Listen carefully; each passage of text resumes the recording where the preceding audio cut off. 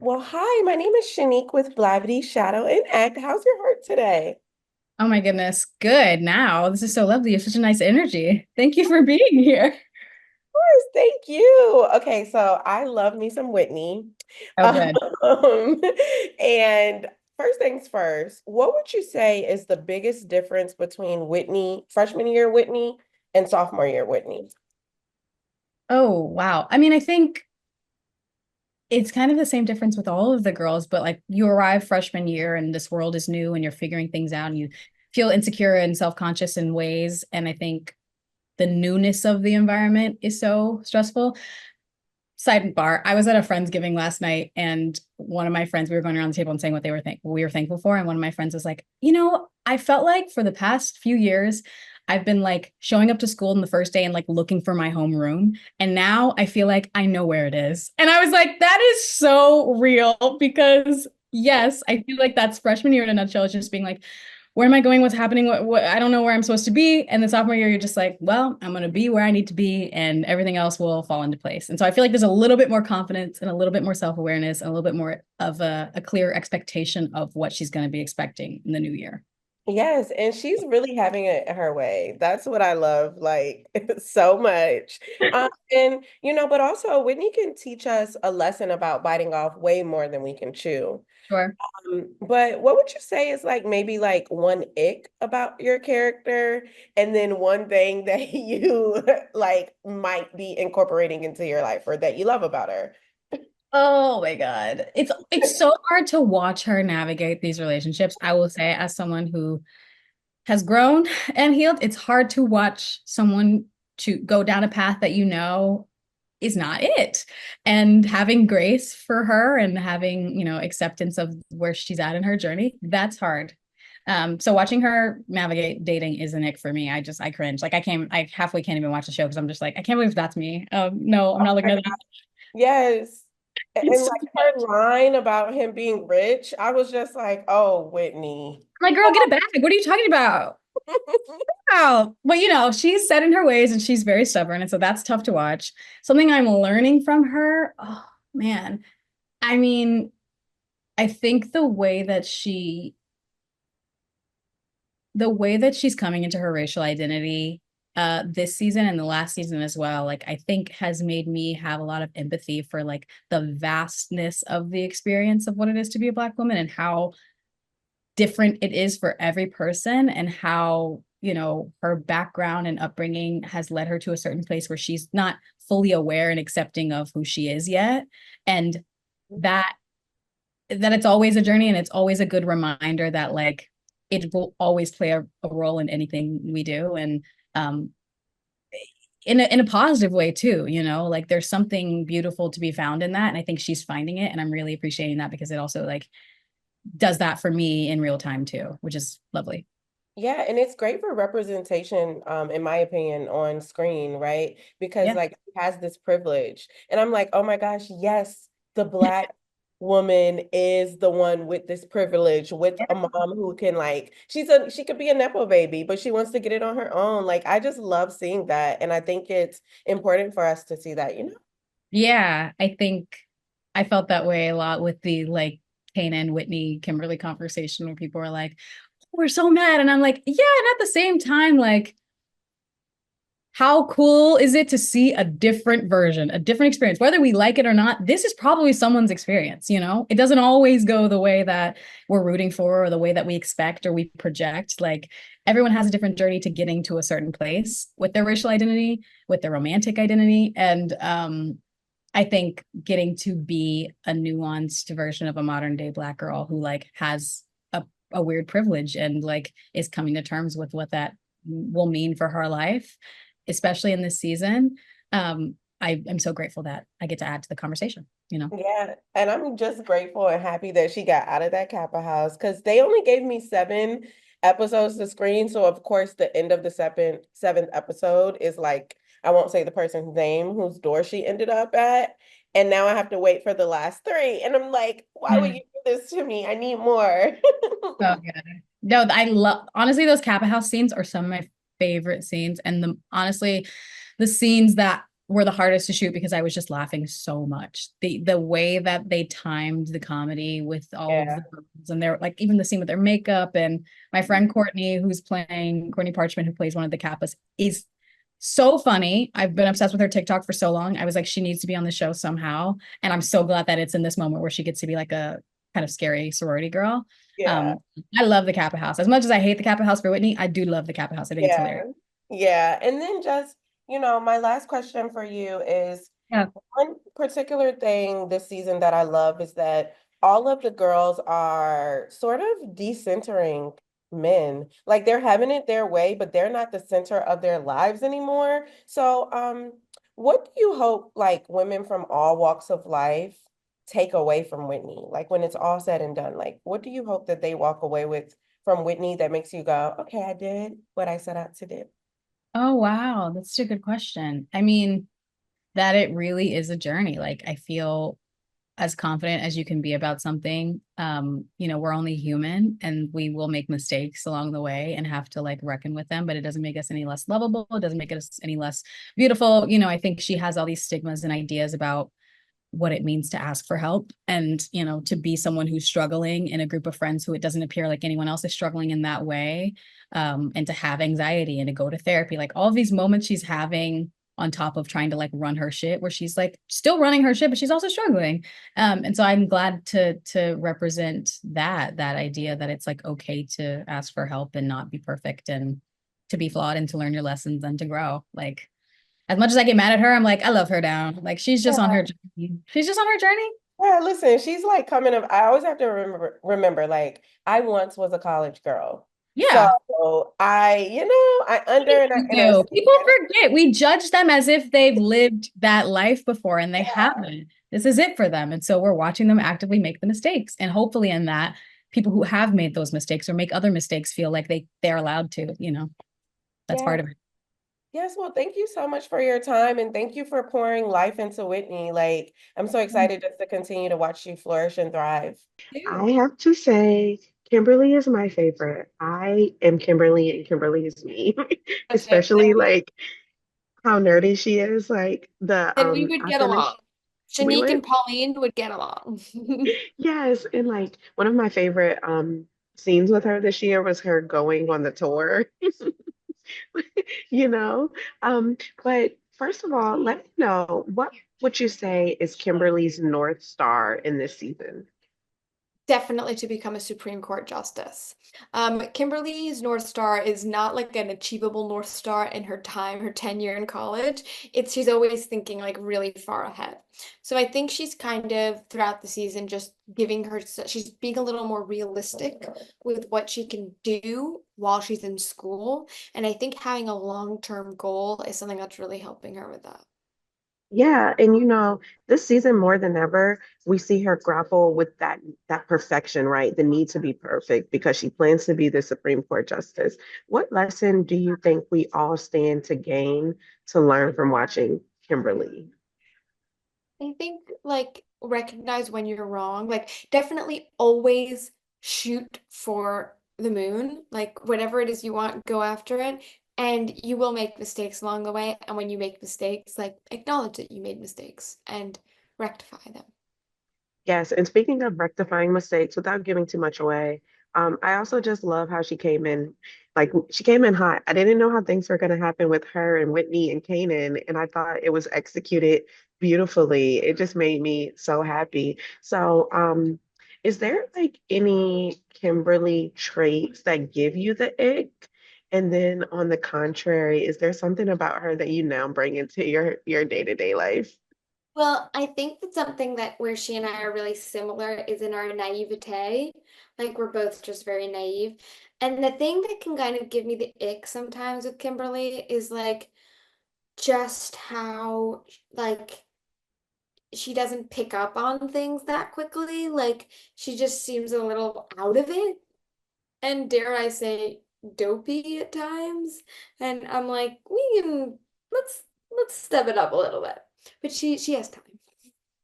Yeah, and then also one of the things I like about this season is that the girls are all decentering men. So can you talk about the importance of showing like this type of sisterhood on television?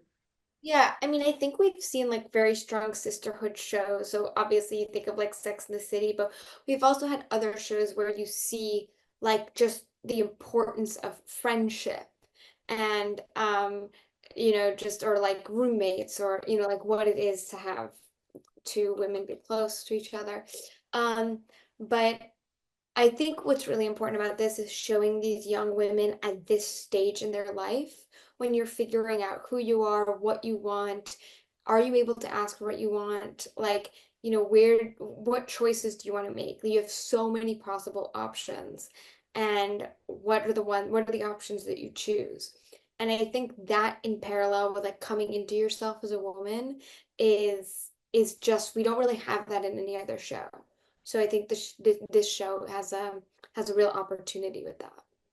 Yeah, and especially at the level where my besties from college are literally my people that I talk to every day. So I love like watching this friendship, bud. Totally, totally. Yeah, yeah. And so then just my last question for you is, um, without giving too much away, where would you say we meet Kimberly in the first episode versus where we will be left with her by her final scene? I think we meet Kimberly while she's still in one of her like what we can call typical Kimberly ruts, where she like made a mistake and like should have thought more, but like didn't, and just thinks that doesn't really know what to do to get out of it. And I think where we leave her is in a place that's a little more grounded. She has, like you said, like what's her North Star? She has like a bigger goal, and she's kind of starting to accept who she is better. I definitely agree. Well, you are doing an amazing job. I'm loving seeing you in this role, and I can't wait to just continue to support all of your endeavors. So great job. First things first, tell me, what's the difference between freshman year Bella and sophomore year Bella? A freshman year of Bella is she has freedom and she will do whatever she wants, no shit's given. Sophomore years, she realized there's consequences to her actions. No, absolutely. And one thing that I love about Bella in this season is that like her accountability is just so good. Like I'm just like, oh, Bella is a hot mess, but she's the best mess. Like I just love her so much. And so, one of the things that I also like about Bella this season is that she's taken this affinity or this kind of big sister role to Taylor. What purpose would you say that they both serve for one another? Oh, twofold. And I think one of Bella's downfalls is her misogyny. And I've said this a number of times, but I still think that's true. So I'm just going to keep saying it. And in season 2, season 1, there are a lot of women she steps on to get where she wants, whether it is sleeping with other people's boyfriends or not including them in the magazine. Um, and in season 3, she again is here in the situation. She knows on paper she wants to be a better person, but she doesn't actively do that. So, yes, she wants to help Taylor out, but she's inconvenienced by Taylor. And and it's not until mid-season where she really engages her woman to woman heart and also realizes that she doesn't need to step on other people, and she finds a return to some of her dreams without stepping on people. And maybe this is a topic that I'm supposed to be looking at in myself and in my art. I'm doing a play right now, What We're Up Against, by Teresa Rebeck. Fantastic Okay. play. Yes, if you're in New York, please come. Okay, So, I will. are That's you no in New problem. York? I'm actually based in Atlanta, but I come to New York often. Okay, so it's running Oh, until December 14th. perfect. Yeah. Right into Grace Moon Arts Theater. It's a theater I've invested in personally, financially, emotionally, and we use art to tell the truth. And there's also a dynamic. It's the workplace, and there are two women who are misogynistic towards each other and stepping on each other to get to the next place. And I don't think there's a lot of opportunities to talk about that. And even there are topics like misogyny where maybe we see something on screen, but we consider someone a bad character, villainous character. I've even had people ask about Bella. You know, Bella was the antagonist last season, but was she, or was she just behaving like a lot of women, which is pushing them aside? But at the theater, we allow conversations right afterwards, so we can actually talk about that. So come if you're available, and yeah, hit us up at Grace Moon. Yeah, Watch that's me so on stage. cool. Yeah, that's so cool. And you made such a great point because like also I think with all of the women, right? I have to remember I once was a college girl. Yeah. Like they are in college, they're figuring themselves out. So I have just like a lot of grace for them. And I also wanted to just know from you, you kind of maybe spoke on it, but what is an ick about Bella for you? And then what is something that makes you go like, she's so badass, I need to incorporate that into my life? An ick, it's interesting. I'm not icked by Bella because I am all of the flaws. Like I am selfish, I am self-obsessed, I am competitive, I am misogynistic. Um, and I don't mean the extremes of those things. Sometimes you say those things and it's like, what? Um, but I have those qualities in me. And so I'm admitting that in myself to put them in the character. So I would say that it's not an ick in Bella, it's an ick in me. Like I don't like to face those flaws in myself and admit those flaws. But I'm not perfect. I'm human. Everybody's human. Some green flags that I love. Bella does not believe in casteism, any isms. She doesn't believe that because she's brown, because she's a woman, because she's hypersexual, that makes her less than. That's not her value system. And that's still a value system that's held by a lot of people. And that's why she's very intelligent. Like she literally does, she thinks that's unintelligent thinking. She thinks she's fantastic. And I love that about her because I still struggle with that. I'm like, my color or my race or my nose, my sexuality. And she doesn't believe in that. And that's very intelligent. And also, she has an amazing fashion sense and a I love comedian. the ties. Yes, which was brought by me actually. So now I'm sort of like, do I wear them in real life? People are gonna think that I'm stealing from Bella. But my very first fitting for Sex Lies, I had a tie on, and the designer was like, "Wait, Bella could wear that," and I was like, "Yes, she can." That is so cool. Thanks for sharing that with me. And I just have two more questions. Well, just one more question. My last one is just at the end of the day, what's something that you hope women from all ages and walks of life take away from Bella that'll make you go like, I've done what I set out to do with this character? I think Bella's already done that, which is exploring sex for all women is normal and natural. And she's definitely done that for South Asian women and women of color. We don't see a lot of South Asian women that sex positive on screen. And there's so many of us that are sex positive. And that's a specific storyline, which I think sometimes can be thought of as anti South Asian, being the good girl, which I know I'm always trying to be the good girl. But Bella's not, she's sex positive, and that's what I love about her. And she's normalizing women having sex and exploring.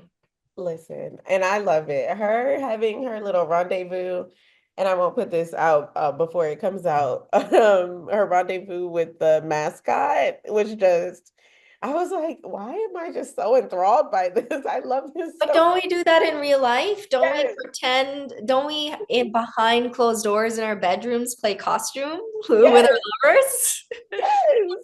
So I Yeah. love it. You're doing an amazing job, and I'm just so proud of you. And yeah, keep doing great work. I can't wait to continue to support you.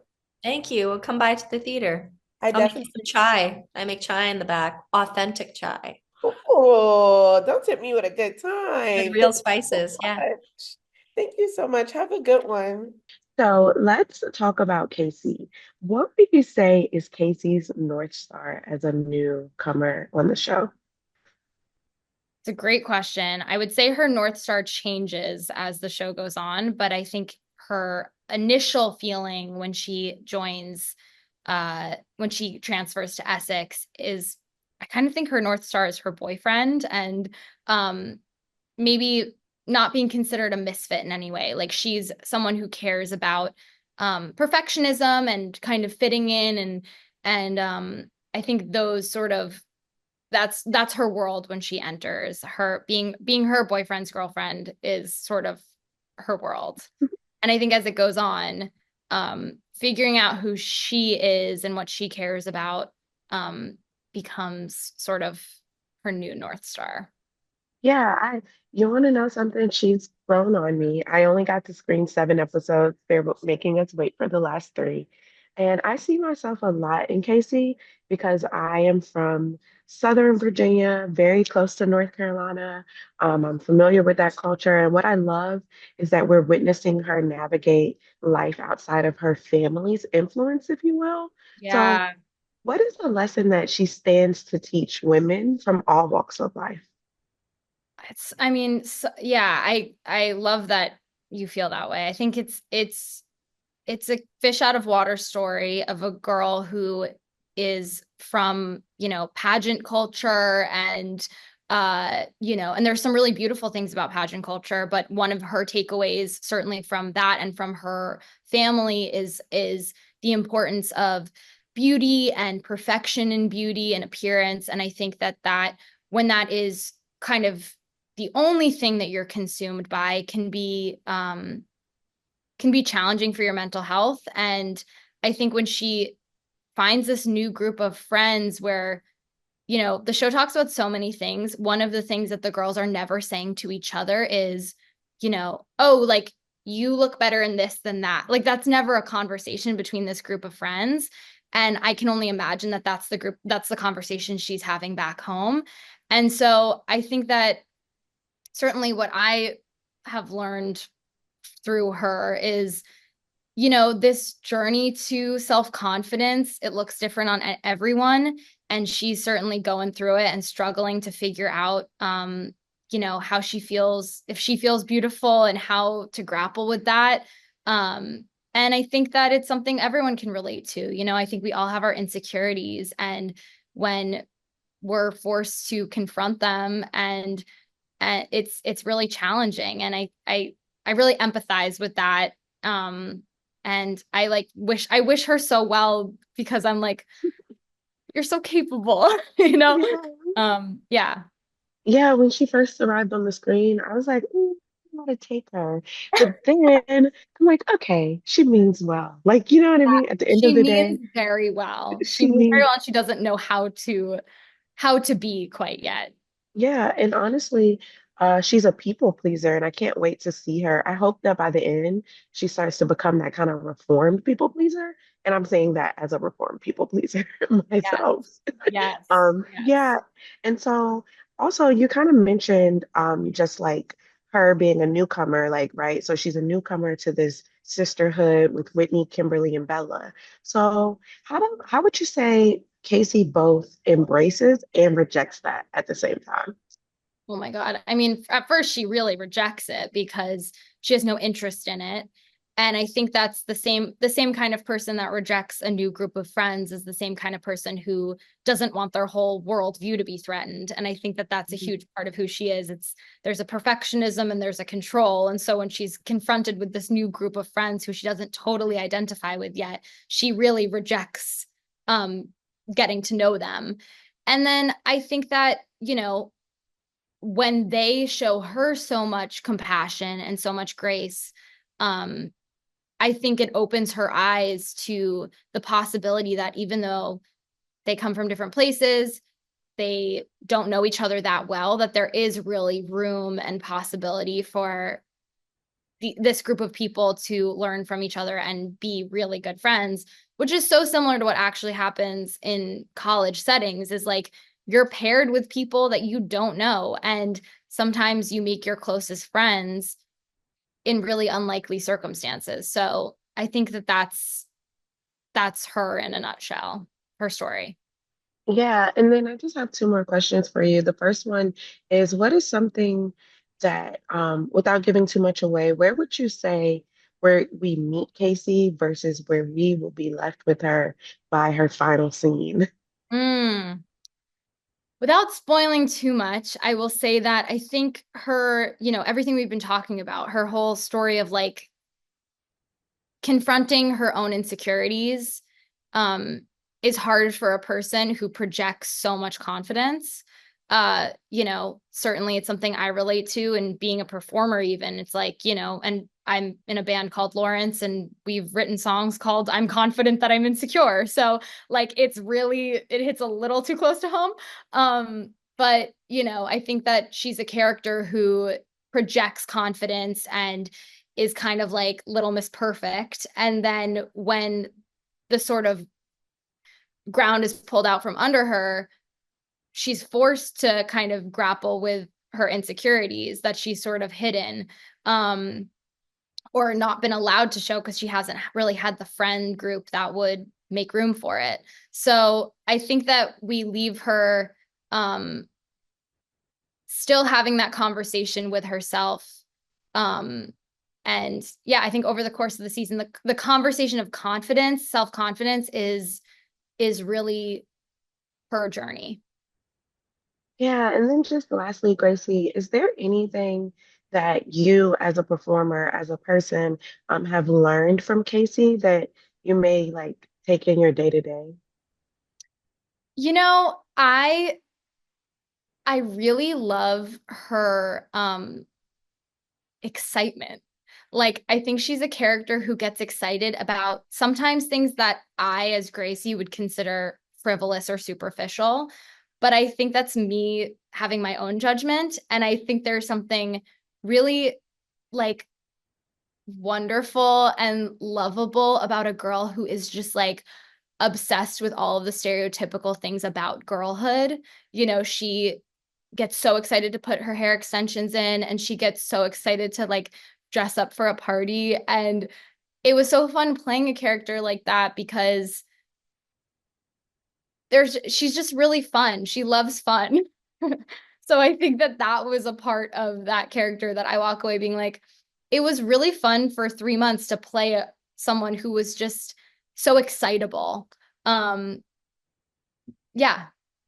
Yeah, and it's so true to being a girl from North Carolina. I feel like just excitable about the smallest thing. So you Yes. killed that. Amazing job with this role, and I'm just excited to continue to like support you. Oh, thank you so much. I really appreciate that. You're so welcome. Have a good rest of your day. You too. So, what would you say is Taylor's North Star as a newcomer to the sex lives of college girls? North Star is in like a beacon of light. Yeah, yeah. I think well definitely initially Bella. Whilst their storyline starts off quite turbulent, she's definitely somebody that Taylor learns to rely on, and through her friendship with her kind of learns about herself and what it means to have a friend for the first time, and experience care. And I think that's really important that people have others and friends like that, that they can kind of have as a crutch. I definitely agree. And I think the relationship that she has with Bella is unique. So, how do Yeah. you think it speaks to that sisterhood that can be discovered in college? Oh my God. Well, I think it's such an interesting one because I know I've definitely had this in the past where I've maybe anticipated befriending certain people because of certain maybe interests they have, or think people that I think are like me.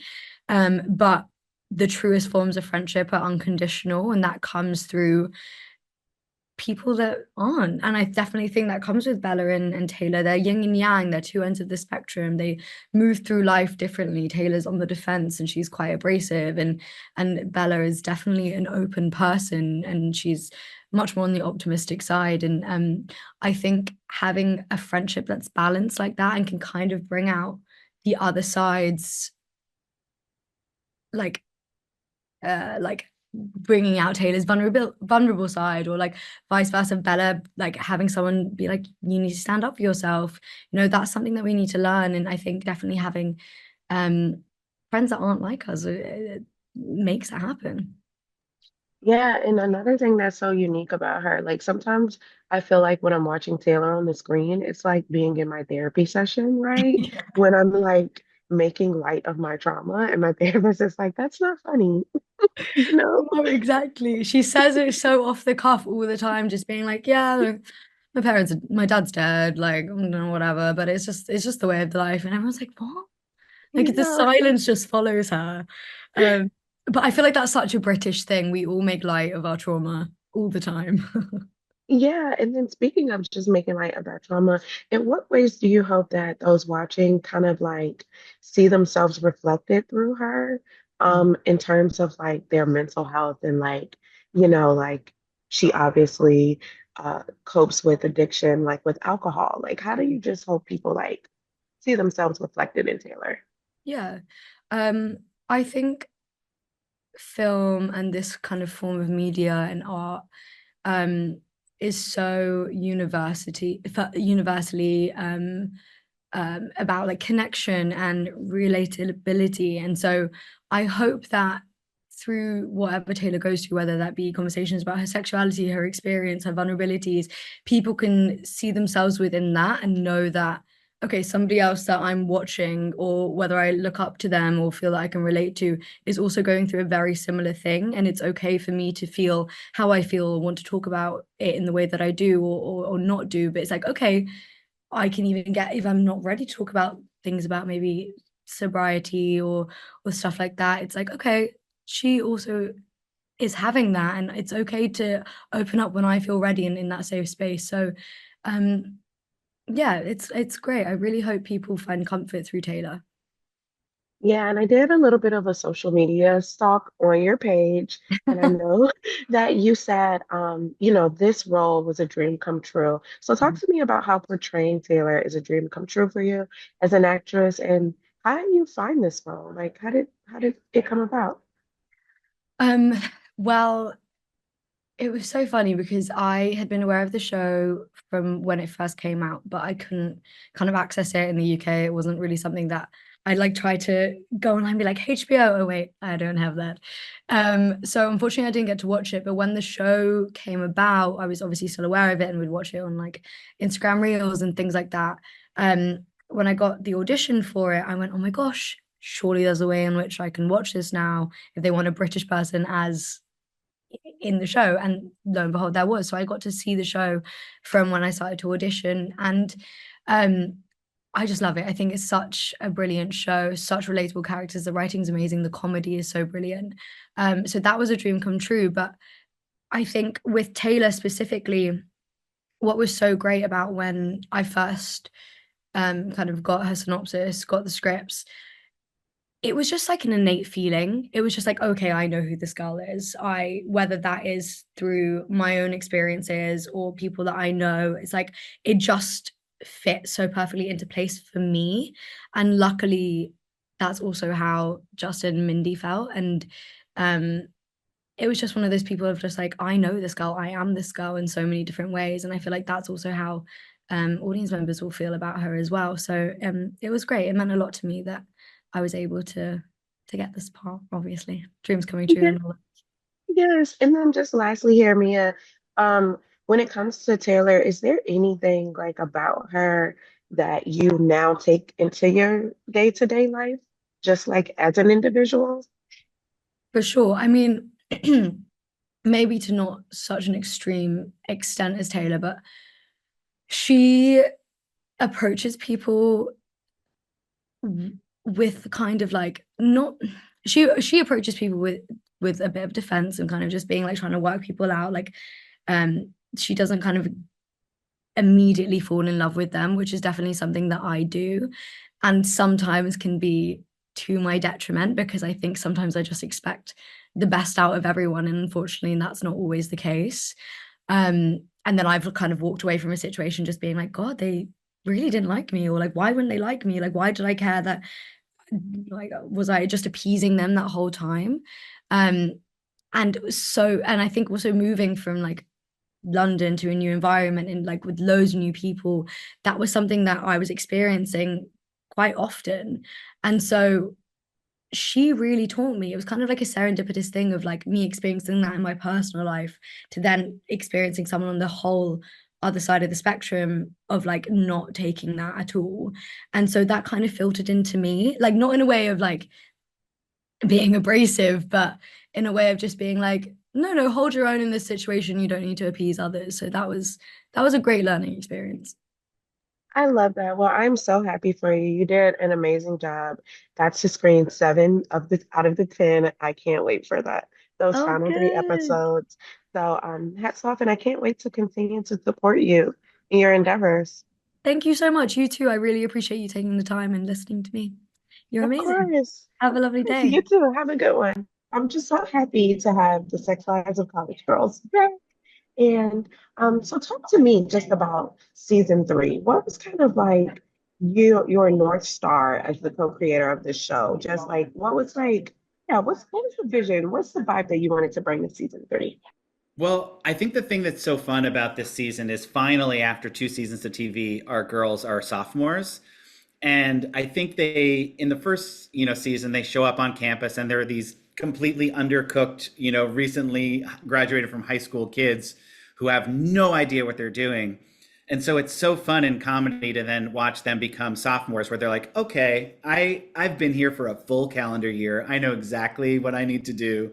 And then life immediately is like, no, you do not. You know nothing. And I think that's especially true for, a character like Bella, who is just like so thirsty. Like there is no character in the history of television more dehydrated than Bella Malhotra. And so it's fun to watch her continue to find like someone to just appreciate her for who she is. And boy, oh boy, this season she finds the last person who's going to do that in Taylor, who's like a snarky British girl who is not going to give Bella anything that she wants. Yeah, and I just love the character development with Bella too, right? She's like, I'm chilling, I'm just like all these things. I was like, I love just that growth. And so speaking of growth, how did you want to just capture like that transition from freshman to sophomore, like and like just in all of their approach, like whether it's balancing classes and there's a lot more themes of mental health. Why did you want to bring like those more mental health ways? And it's not in like a teachy way. Like, what's your background with that? Oh, thank you. I love hearing that. I think it stems from a little bit of my own experiences in college. I was definitely one of those kids who like took on way too much. And it was like, I want to join a comedy group. And then I would like come home and be like, I joined 4 comedy groups. And it's like, I no longer have time for classes. But I think it really comes from the research we do for the show. I love talking to current college students and I'm 40 years old. Like I can't decide unilaterally what should happen on this show about college in 2024. We have some very young writers. They are exceptionally helpful, but I love talking to like current college kids who can be like, this is an issue on our campus that we're struggling with. And anxiety is huge on that list. Like, I think that they feel like so much pressure about what's ahead of them in life and they take things on. They're at that stage, particularly in sophomore year, where you feel the need to be like, okay, it's time to step up my game. I have 1 year behind me. I need to figure out what I'm doing, where I'm going, what's the next step, how do I get there? And I think that's a lot of unfair pressure for someone who's so young and trying to just figure out who they are in life. So we were really excited to tell a story about that with Whitney this season. But then it also blends into stories for our other characters. Like Kimberly thinks she knows exactly what she wants to do with her life. And, sometimes we need experiences that make us sit back and question, like, is that what I want? Would that be my happiest self? I'm not sure. I definitely could have asked those questions to myself a lot more when I was their age. And so I hope people watch the show and do the same. Yeah, and I had just did a rewatch before my editor assigned me this, right? And I was just so ecstatic because it's like fresh. But one of the things I was like so concerned about as a fan of this show was like saying goodbye to Leighton as a regular. But Yeah. I think you guys did it justice in the way that you did that. But then it's like obviously love Renee Rapp, but it's almost it's like oh my gosh, we have like these new characters, so she's not even missed in ways. Like she's missed. She's missed. Yeah, I get Um, it. I get it. yeah. Yeah, but so talk to me about like bringing in the dynamics of Casey and Taylor, especially Casey. This beauty comes from that beauty project background, and I hope that by the end she becomes a reformed people pleaser. Oh my God. Yeah, I really hope so. Because that is me, Shanique. Like, I am the person who's like, yes, you want that? Yes, you can have that. And then I'm like, oh my God, what have I done? I don't have time to do that. Um, it was so fun coming up with new ideas for new girls who could be on the show. As soon as we came back from like the writer strike, which is when we like were starting this season, we the writers in the room like came up with a list ungodly long of different types of girls who could be on the show because it's so true. You go to a college campus, you're going to meet 1,000 different types of people that could be characters on this show. And so we have, if we had to add 2 new characters a week, we probably could. Thank God we do not have to do that. That would be a creative nightmare. But I think Taylor is very much a foil for Bella. Like Bella, she's like spends a lot of time with her because she is the last person who would ever give Bella a drop of water. And I think that Bella, it's she's just one of those characters. She's fun. It's fun to watch Bella struggle. Like you know what I mean. It's like it wouldn't be the same show if Bella was just killing it in all directions. Like she just wants it so bad. And she gets great things this season too. But adding in Casey too was really fun because we haven't had like a real like girly girl vibe on the show before. And I think that that's one thing that, you know, the writers really zoned in on us missing. To me, she feels like a little Reese Witherspoon character. She's just like so cute, right?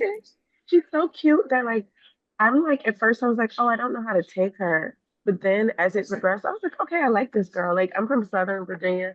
She's from North Carolina. I was like, I get her, you Yeah. know?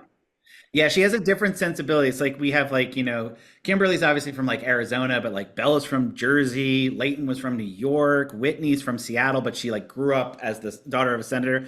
We didn't have like a real like kind of, you know, girl, just like less affected by where she grew up and is a little more out of place maybe at this school in Vermont that she went to for a boy she's with. And, you know, we'll see how that works out. And speaking of that, just my last question is one thing that I noticed is that obviously college girls, I was a college girl before, and when my parents dropped me off, immediately when they left, I was like, where's the boys? I want the boys. And so what I like about this season is that they're decentering men. It's like they're having their way, but they're decentering them. What is like how do you what is like a lesson that you hope those watching, like women from all walks of life and all ages, can take away from that notion? They're like picking and choosing them as they want.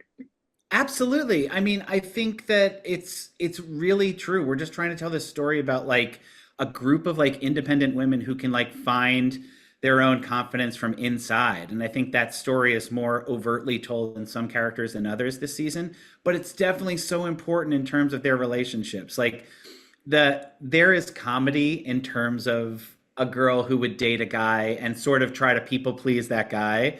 Like total side note, but like my best friend in college, she started dating this guy and he was like a real like indie like you know like moody guy, and all of a sudden I remember her being like, I love the indie band The National, and I was like, bitch, you love Miley Cyrus, like you are lying, you were listening to Hillary Duff last week, like you're pretending to be someone new because you're dating this guy. And that's funny, but it is like a little bit of a problem. And I think we're really excited to tell this like season of TV where the girls are like, I am who I am and I'm going to date this guy for the purpose that that is fun for me while it's enjoyable. And if not, I'm going to go be me somewhere else with someone new.